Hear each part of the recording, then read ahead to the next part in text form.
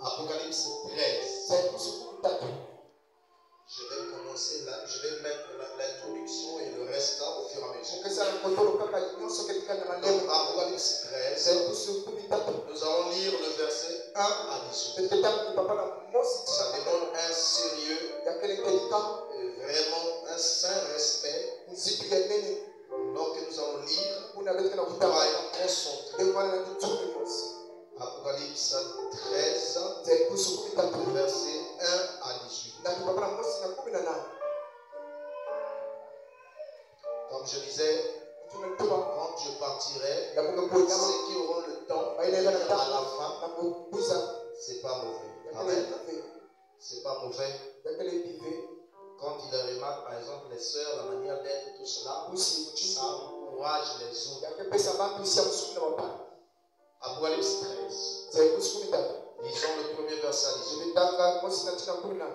Lisons au nom du Seigneur.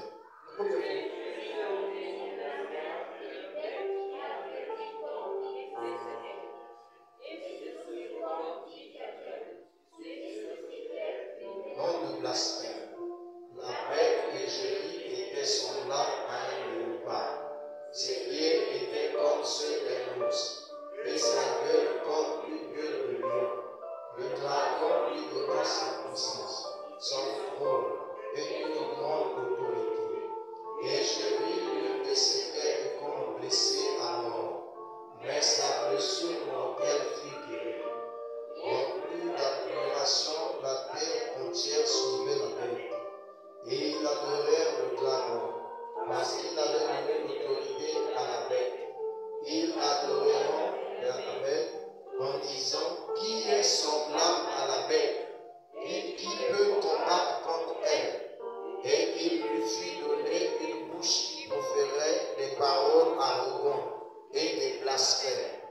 Il lui fut donné le pouvoir d'agir pendant 42 mois.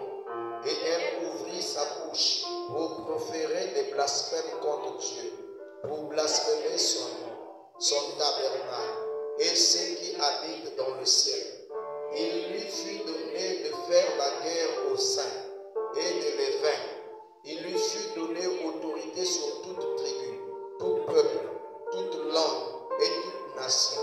Et tous les habitants de la terre l'adoreront, ceux dont le nom n'a pas été écrit dans le livre de vie de l'agneau, qui a été immolé dès la fondation du monde.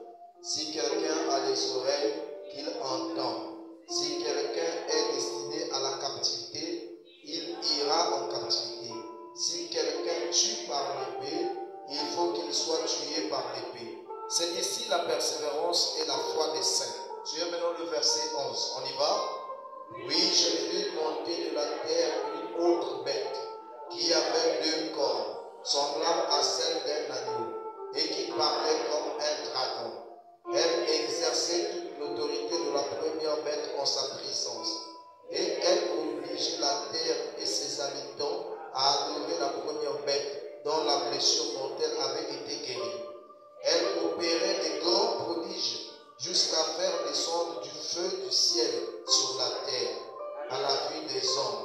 Et elle séduisait les habitants de la terre par les prodiges qui lui étaient donnés d'opérer en présence de la bête, disant aux habitants de la terre de faire une image à la bête qui avait été blessée par l'épée et qui vivait. Et il lui fut donné d'animer l'image de la bête, afin que l'image de la bête parle, et qu'elle fasse que tous ceux qui n'adoreraient pas l'image de la bête soient tués. Et elle fit que tous, petits et grands, riches et pauvres, libres et esclaves, reçoivent une marque sur la main droite ou sur le front, et que personne ne puisse acheter ni vendre sans avoir la marque, le nom de la bête ou le nom de son nom. C'est ici la sagesse, que celui qui a de l'intelligence calcule le nombre de la bête, car c'est un nombre d'hommes, et son nombre est 666. Amen. Ceux qui sont dehors rentrés. On va prendre maintenant le Daniel 12. Dans Daniel 12, nous allons lire le verset 7. Dans Daniel, c'est après Jérémie, Ézéchiel et Daniel. Daniel 12. On va lire à partir Daniel 12, le verset 7 à 10. C'est-à-dire qu'on partait vers Jérémie, Ézéchiel, Daniel. Là, regardez encore ce que Daniel va annoncer. Après qu'il était devant une vision. Daniel, commencez 12, verset 7. Lisons au nom du Seigneur.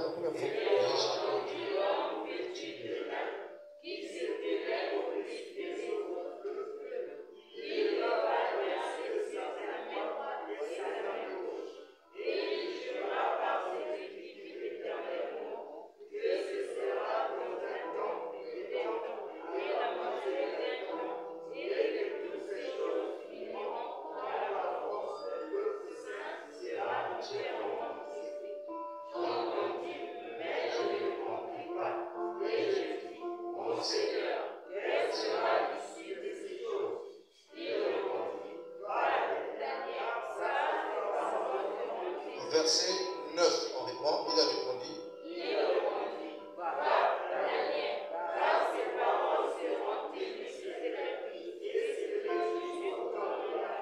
Jusqu'à verset 10.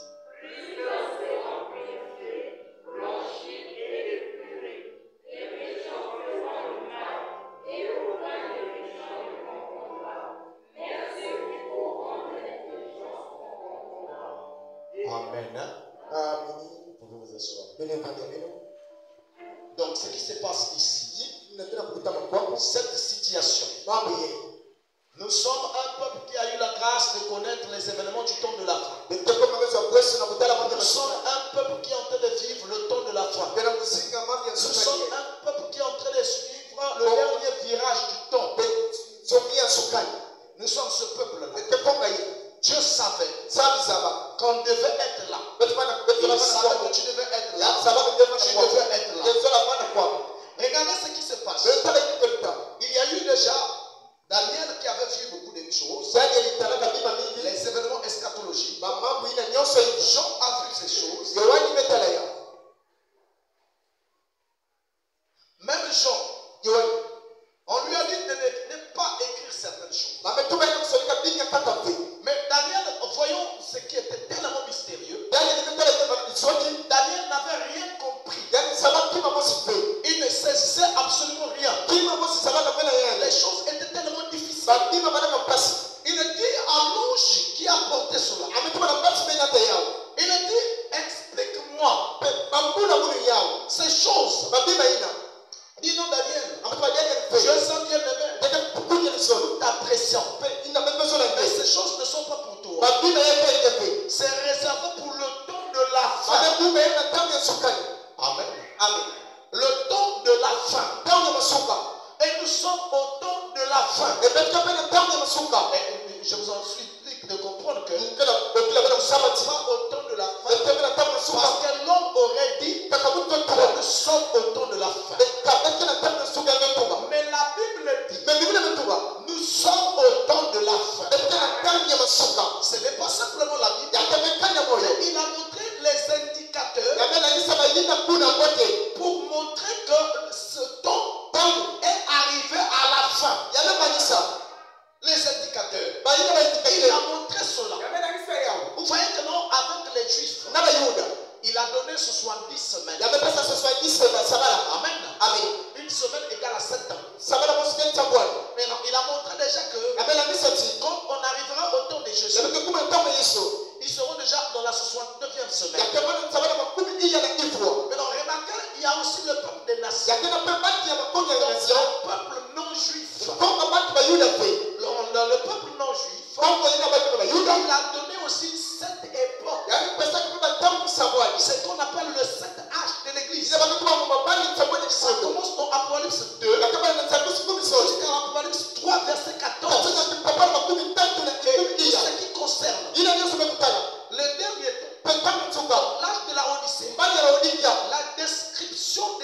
parole de Dieu a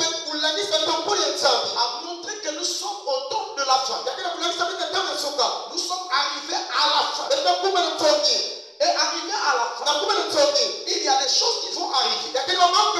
Dans la dernière bataille, les derniers événements, les derniers virages, les dernières décisions. Amen. Les dernières décisions seront maintenant. Peut-être cette même semaine, peut-être ce mois-ci, peut-être cette année, nous ne savons pas. Mais ce qui est vrai, tout est en train de s'accomplir. Et ne vous en faites pas obligatoirement. Vous ferez un choix. Comme on a dit, le méchant continuera à faire le mal. Mais celui qui est intelligent, ça ce n'est pas l'intelligence, mais la révélation de Dieu. Ils vont prier. Donc ne vous en faites pas. Quand vous venez ici, si vous n'êtes pas fait pour comprendre, vous ne comprendrez pas. Ce n'est pas peut-être le fait de connaître la compréhension déjà de l'intérieur. Vous n'aurez pas à prendre l'engagement confident. Ce que je veux vous parler aujourd'hui, il y aura l'histoire et la prophétie en même temps, avec précision. Parce que Dieu ne trompe pas. Dieu vous prouve les choses exactement. Amen. Remarquez dans l'Apocalypse 13. On nous parle de la bête. Parce que nous ne pouvons pas parler de la marque de la bête sans parler de la bête. Donc nous avons trois mots dans notre vie. Si nous observons, il y a la saison, il y a la marque et il y a la bête. Trois éléments. La saison. Amen. Dans la saison des mangues, vous ne pouvez pas cueillir les sapins. Dans la saison des sapins, vous ne pouvez pas cueillir les oranges. Chaque fruit a sa saison. Est-ce que vous savez que non? Et la séquence du soir aura aussi les résultats du temps du soir. Dans le temps que nous sommes il y aura aussi des résultats de ce temps-ci.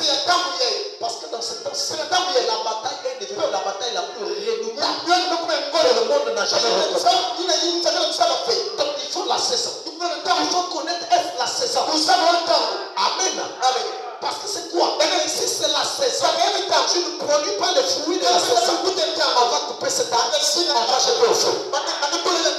Maintenant, là il y a la marque, il y a la bête, il y a la saison. Mais je me permets de revenir d'abord sur la bête.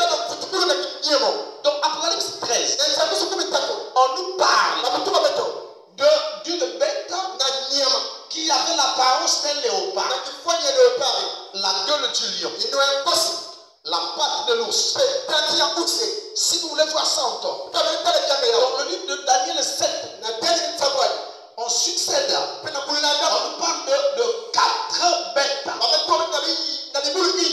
Dans Daniel 7, première bête, c'était le lion.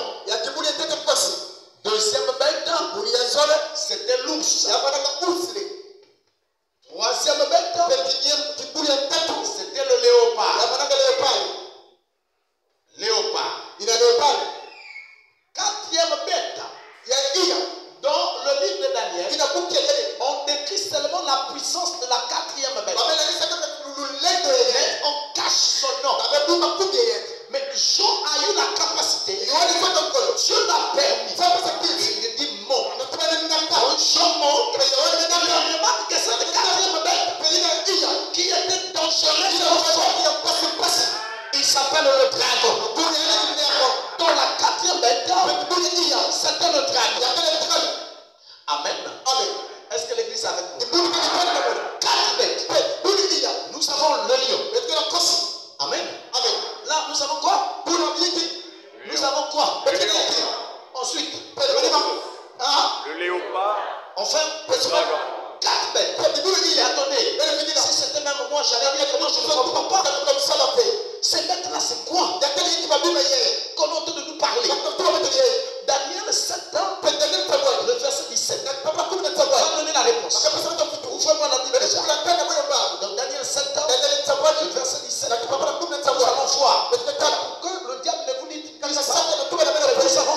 jour.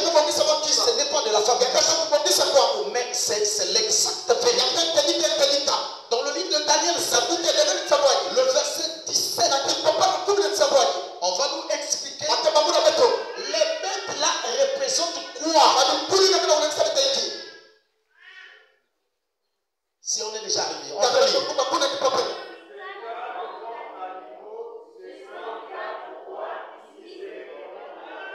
Amen. Les 4 rois, en 2 termes, 4 royaumes qui s'élèveront de la terre. Donc là, il va montrer que nos 4 royaumes qui vont s'élever de la terre, ça va commencer du temps de Babylone, là où était déjà Daniel, c'était Babylone. Donc en commençant par Babylone. Dans le lion représentait Babylone. Babylone va régner. Amen. Dans ce temps de Daniel, il va commencer à régner vers les années 606 à 738. Amen. De 606 à 738. Je sais que vous allez me dire que on est que ça monte, ça descend. Les élèves savent cela. Mais je vais commencer quand même à expliquer. Je présente ça sous forme d'un réveil. Amen. Vous voyez, ici c'est 0. Là, nous commençons par 1, par 2, par 3. Avant nos 0, on commençait par le plus grand. Donc ici, je peux prendre 20, je peux prendre 10, 5, 1, jusqu'à 0. Donc avant nos 0, on commençait vers le plus grand jusqu'au plus petit. Après Jésus, on a commencé le plus petit jusqu'au plus grand. C'est ainsi que nous disons le premier royaume, le royaume de Babylone, avec le plus grand roi qu'on a beaucoup connu, Nebuchadnezzar. Comprenez une chose, c'est 606 à 738. Ça ne veut pas dire qu'il y avait seulement Nebuchadnezzar, il y avait aussi d'autres rois. Mais non, avec le temps, Babylone sera inversée, sera renversée par les Mèdes et les Perses. Dans le royaume Médo-Perse. Pendant le temps où il y avait les Cyrus comme le Darius. Donc de 538 à 330. C'est l'histoire. On n'a pas besoin de faire des miracles. Ça c'est l'histoire. Et quand les Mèdes et les Perses commençaient à régner, ils avaient l'autorité. Il va commencer à briller à côté un autre royaume. C'est qu'on appelle le royaume de Jabal, qu'on va appeler plus tard par la Grèce. Il y a eu d'abord le premier. Dans la Grèce, il y avait plusieurs petites étapes dans la Grèce, notamment Athènes. Athènes va commencer à briller, va commencer à prendre le contrôle petit à petit. Avec la rentrée en scène, les grands penseurs, les grands politiciens, comme Clisthène, et plus tard son neveu Périclès, ça va mettre en place la démocratie, d'autres systèmes de pensée, jusqu'à ce que les philosophes vont rentrer en scène. En Grèce, il y avait les Athéniens qui étaient en train de briller. Après les Athéniens seront renversés. Ils sont dans le même état. Il y avait des guerres entre eux. Ils seront renversés par les Spartans. Donc les Spartiates. Donc Sparte va renverser Athènes. Ils seront en tête jusqu'à ce que il y aura un homme qu'on appelle Philippe II qui va aussi s'élever. C'est un petit homme qui n'a pas beaucoup de noms. Il n'a pas un gros nom. C'est lui qu'on appelle comment on appelle là? On appelait Macédoine. Donc les Macédoniens, ils vont se lever. Donc on quitte Athènes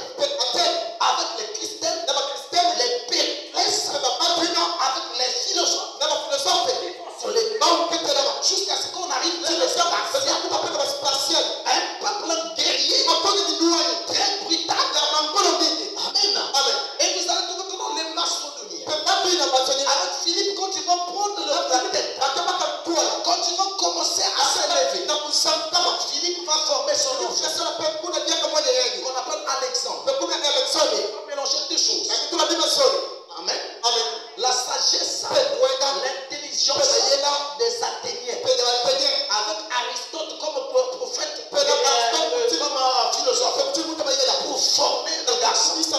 Mais il va prendre aussi la vigueur des spartiates. Ça fera des deux un être compliqué. Alexandre sera depuis le bas âge un jeune homme terrible qui va renverser les Mèdes et les Perses. Donc vous allez trouver que non, la Grèce va régner vers les années 330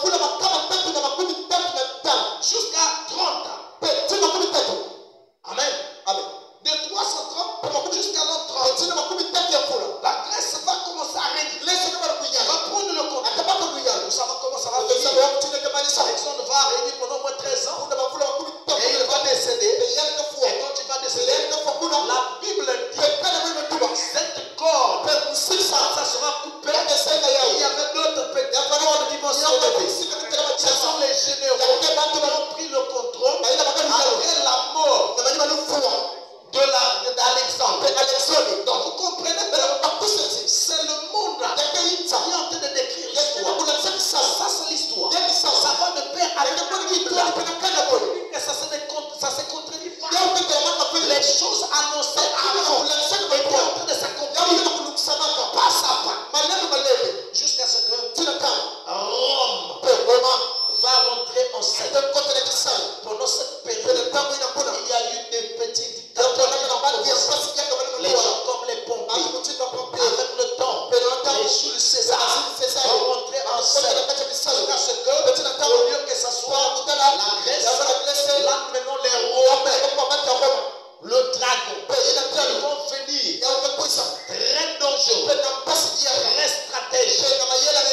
Donc Rome, Amen. Rome, qui est notre dragon, qui va commencer vers les années 30. Jusqu'à présent, c'est Rome qui domine le monde. Qu'on en veuille ou pas, Rome domine. Amen. Maintenant, remarquez que si vous comprenez, le dragon dans la Bible représente Rome. Si vous lisez dans Apocalypse 13, on parle du dragon. Dans l'Apocalypse 12, on dit le dragon voulait avaler l'enfant. Une femme était enceinte qui avait le soleil sur la tête, la lune sous ses pieds et une couronne de 12 étoiles. Le soleil représente la gloire et la grâce. Le soleil représente aussi Dieu lui-même. La lune représente la gloire, car la lune n'a pas de lumière, mais il faut seulement la lumière du soleil. Amen. Or la loi n'est que l'ombre de la grâce. Donc l'Ancien Testament n'est que l'ombre du Nouveau Testament. Les 12 étoiles représentent les 12 apôtres. Donc cette femme était le type du chrétien. Était aussi le type de Marie. Son mari était enceinte. Qui voulait tuer l'enfant? C'était Hérode. Hérode représente Rome. Est-ce que vous êtes d'accord avec moi? Nous sommes en train de partir exactement la vérité. Parce que si tu connais la vérité, si tu n'es pas affranchi, tu n'es pas de Dieu. Parce que la Bible dit, vous connaissez la vérité et la vérité vous affranchira. Et nous croyons cela. Je crois cela. Si on a des enfants ici, ils croient cela. Ils promènent cela. Donc vous voyez, Rome, si vous voyez dans le livre d'Apocalypse 17, on nous parle encore de Rome. Maintenant, remarquez, nous allons décrire qu'est-ce qui montre que c'est Rome. Amen. Remarquez avec moi. La Bible dit que le dragon avait 10 cornes. Amen. Ce dragon avait 10 cornes. Là, nous sommes dans Apocalypse 17. Il dit qu'il avait 10 cornes. Par quoi on parle de ça? Excusez-moi. Est-ce que vous sentez bien? Je me sens très bien. Avec la maladie là qui me dérange, ça commence à fuir. Ça sent la présence de l'onction. Ça s'éloigne. Amen. Comprenez-vous cela? Vous voyez? Même Apocalypse 13, on nous dit cela. Il dit que non, puis je vis monter de la mer une bête qui avait 10 cornes et 7 têtes. Maintenant, regardez, nous allons d'abord comprendre. La première des choses qu'on dit, ça monte de la mer. Amen. La bête sort